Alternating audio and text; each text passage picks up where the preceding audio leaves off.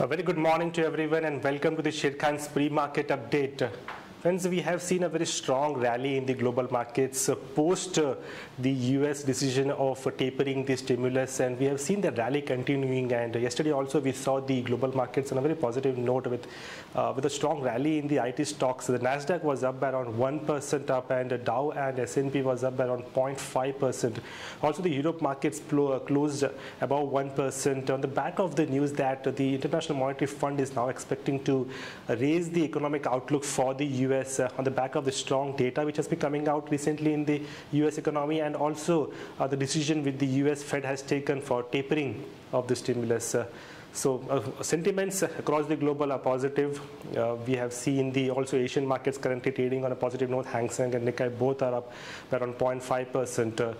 Back home, yesterday we saw after a long time that the domestic institutional investors were also positive to the tune of around 35 odd crores in the cash market being the provisional figure, and also the FIs are positive around 138 odd crores in the cash provisional figures for yesterday. Tomorrow we are off on the basis of due to the Christmas holiday, and Thursday being an expiry. Let's have a look at the rollovers and take a view on the markets going ahead. Good morning, friends. Let's have a view at derivatives. Friends, yesterday we have seen that market has traded in a narrow range of around 40 to 60 points, but with positive bias. Now, this is for the second consecutive day in a row we have seen some long positions being added in open interest, as around 3.3 lakh shares were added in futures, and we've also seen that the cost of carry has increased significantly. Now, the PCR ratio has been on a rise, and it's further increased from 1.08 to 1.11. And if we talk about the option matrix currently tells us that 6,300 call option has underwent reduction and the focus has shifted towards 6,400, whereas on the put side we have seen addition in 6,250 put and 6,300 put option. Probably, friends, what we are seeing is that market has been hovering around 6,300 levels and has been unable to surpass this level. But if I talk about the levels from intraday and positional perspective, the positional support for Nifty on closing basis would be 6220, and intraday support would be 6340, resistance would be 6400, and the FIs were net buyers in futures and option segment in yesterday's trade.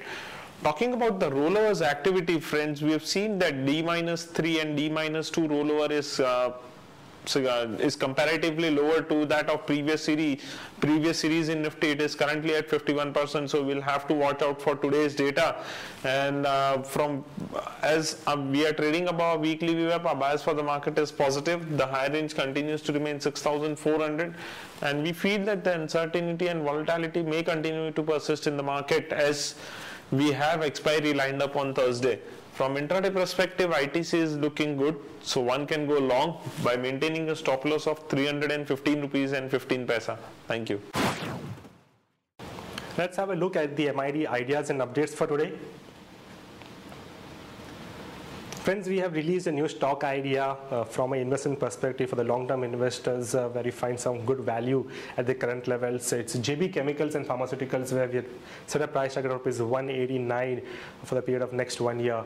And some of the key rationales is that the 2 years after selling the OTC business in Russia and CIS, the company has re-established itself in the export market while retaining leadership in the domestic branded formulation market also.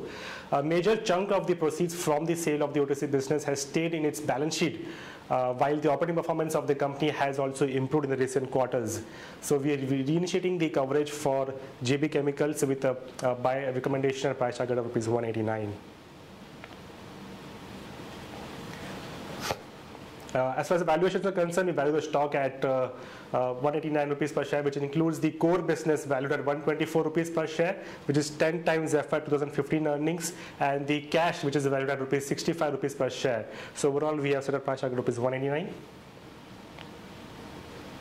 On the news update, the GMR Infrastructure has exited its 40% stake in the Istanbul Sahiba Gökçen International Airport, which it manages in Turkey for 225 million euros to the Malaysia Airport Holdings. On the other news, positive news for the United Spirits, that Japanese whiskey maker Suntory has joined the UK-based private equity fund Vasari Global as a possible bidder for White and Mackay, which is owned by United Spirits. So a report in this London Financial Times has said that the sale could fetch United Spirits between 4,590 crores and 6,630 crores, which would help to reduce the debt of the company. On the other news, the positive news for Reliance Communication, a Law Ministry's arbitral tribunal has allowed Reliance Communication to exit from a Universal Services Obligation Fund project without any financial liabilities, under which the mobile companies get subsidy to share the mobile infrastructure and offer telephony services in rural and the remote areas. Yes Bank has been able to raise around $150 million from the International Finance Corporation for up to 7 years. The private lender will use this money to scale up its small and medium-term enterprises loan portfolio. On the long ideas for today, we have first added JP Associates. The Ultratech's nearly for rupees 3,800 crores deal with the JP Cement to acquire facilities in Gujarat received an approval of the Fair Trade Watchdog CCI. That rule the transaction does not raise any unfair competition concerns. So on the basis of this news, we recommend to go long on JP Associates with a stop loss of 53, and we can target somewhere around 57.50 for today. The yesterday's closing was around 54.25. The second long idea is Lanco Infratech. In a major relief, Lanco Infratech has received an approval to restructure the debt worth more than rupees 7,000 crores. The company would get over rupees 2,500 crores priority loans from its lenders, and a senior company official has mentioned yesterday. And on the basis of this news, we recommend to go long on Lanco Infratech with stop loss of 6.5 and target around 7.5. The yesterday's closing was 6.75. That's it, friends, from the MID Ideas and Update. Thanks and have a nice trading day.